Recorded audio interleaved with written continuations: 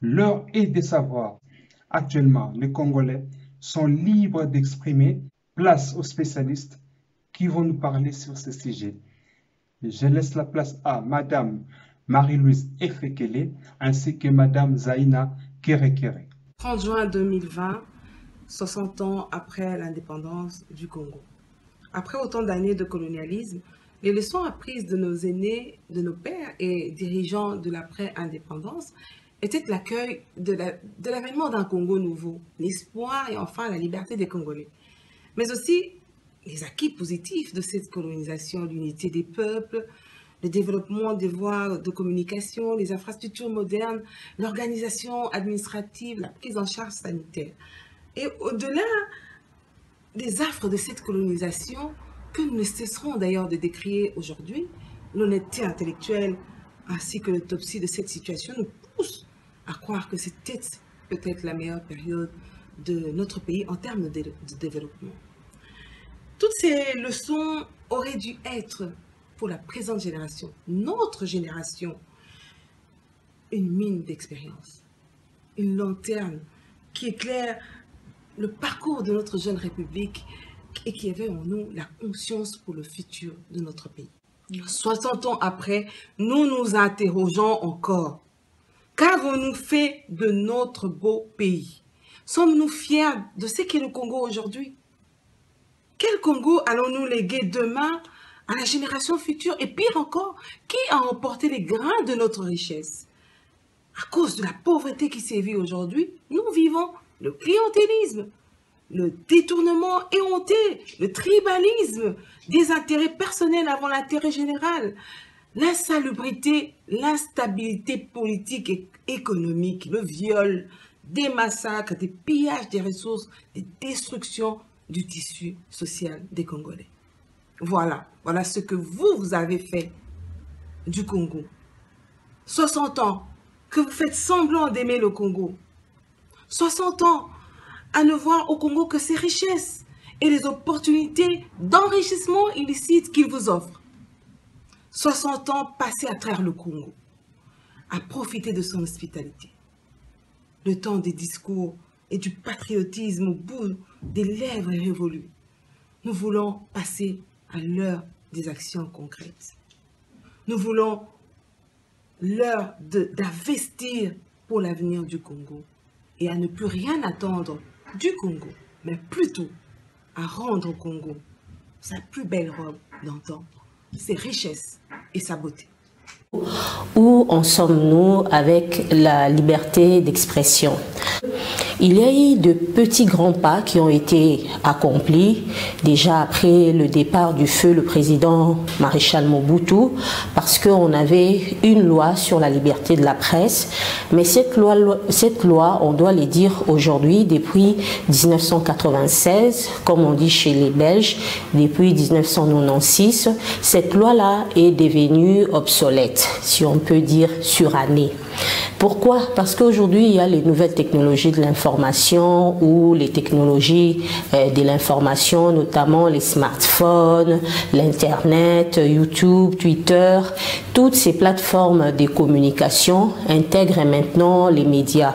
Et les médias traditionnels qui étaient la radio ou la presse écrite, la presse papier, le tabloïd, je ne peux pas dire que ces médias-là ont disparu, mais ces médias existent. Alors le besoin de communication, on le sent, le monde est devenu aujourd'hui un village planétaire, on le voit, le voisin veut communiquer avec le monde entier à partir de son téléphone.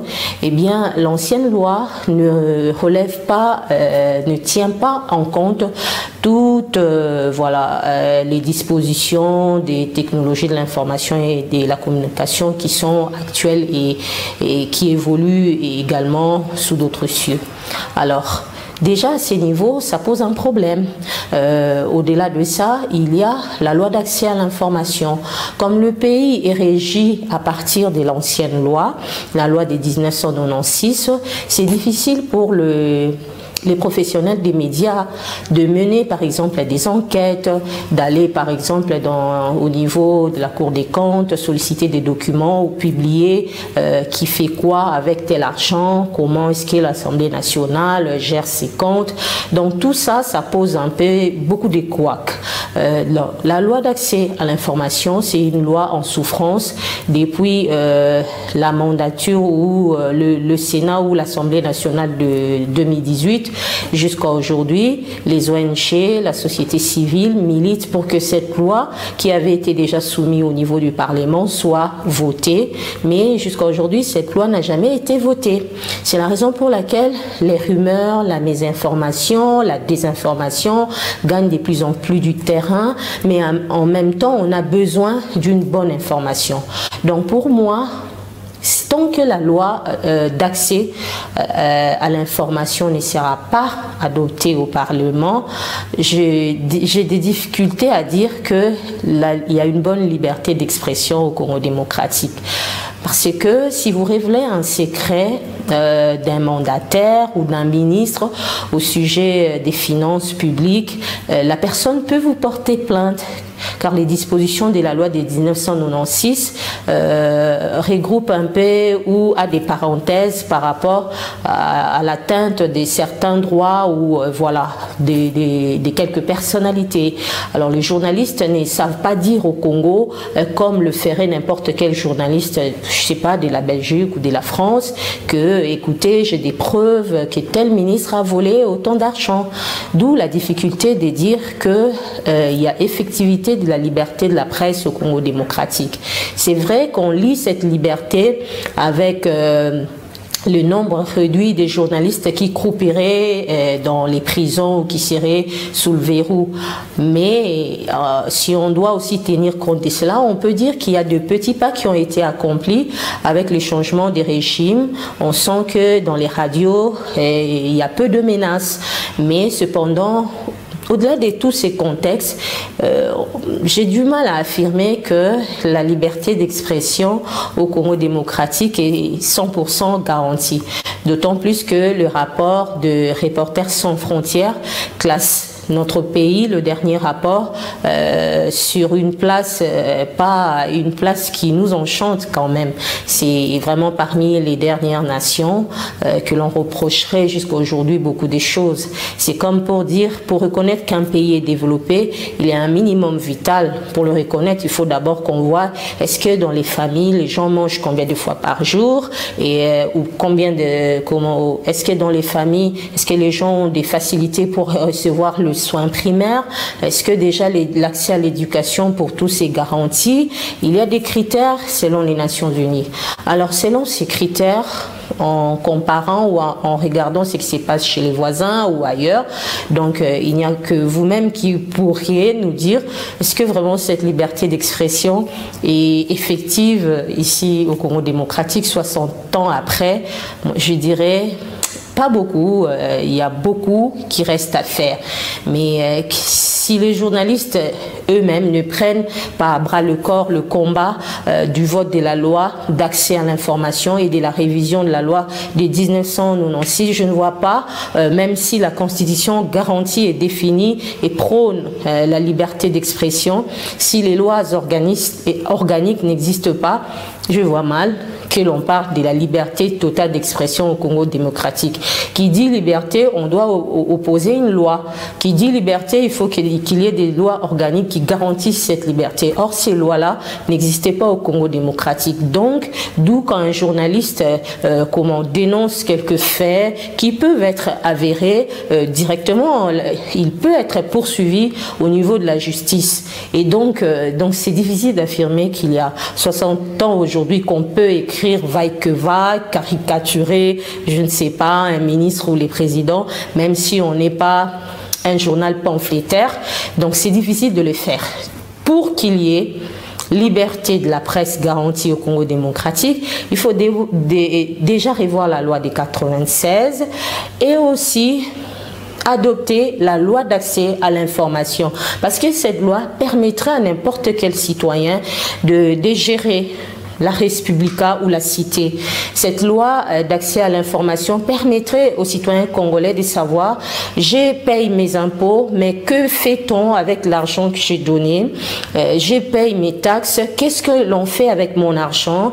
Je paye l'électricité, est-ce que je peux avoir de l'électricité parce que chaque mois je paye de l'électricité, je paye mes factures d'eau, j'ai quand même droit à l'eau. Et donc la loi d'accès à l'information mettra les pays vraiment sur le rail de la vraie démocratie et de cette liberté d'expression. Voilà ce que je peux dire. Au-delà de ça, il y a beaucoup à revoir dans la loi de 96, notamment la loi ne se prononce pas clairement sur les radios communautaires, alors que les radios communautaires sont environ près de 500 radios communautaires selon la Fédération des radios des proximités du Congo. Et ces radios font un travail efficace au niveau de nos communautés parce qu'elles diffusent en des langues vernaculaires et aussi en des langues nationales. Vous savez, on a plusieurs langues nationales au Congo et ces radios aident les communautés au changement positif des mentalités. Et cette loi de 96 taxe les radios communautaires comme si elles étaient des radios privées, parce que ces radios communautaires n'ont pas de publicité comme les radios commerciales. Et donc il y a beaucoup à revoir. Si les journalistes congolais partout ailleurs, dans le quatre coins du pays, pouvaient se réunir et clamer, je sais pas moi, faire les pieds des grues au niveau de l'Assemblée nationale pour réclamer que la loi d'accès à la liberté d'expression soit adoptée, et aussi que la loi de 96 sur la loi de la liberté de la presse au Congo démocratique soit également révisitée, comme on dit, ou révisée. Cela sera une bonne chose et aiderait les générations futures à accomplir aisément leur travail, leur métier. Voilà un peu ce que je peux dire. Il y a beaucoup à dire, mais pour moi, 60 ans après l'indépendance du Congo, de petits grands pas avaient été accomplis autrefois, mais jusque-là, on est encore sur place. Voilà. Même si les smartphones sont venus, YouTube et consorts, on voit les échanges entre la communauté congolaise de la diaspora et la communauté congolaise d'ici au pays, mais ce n'est que pour moi un leurre.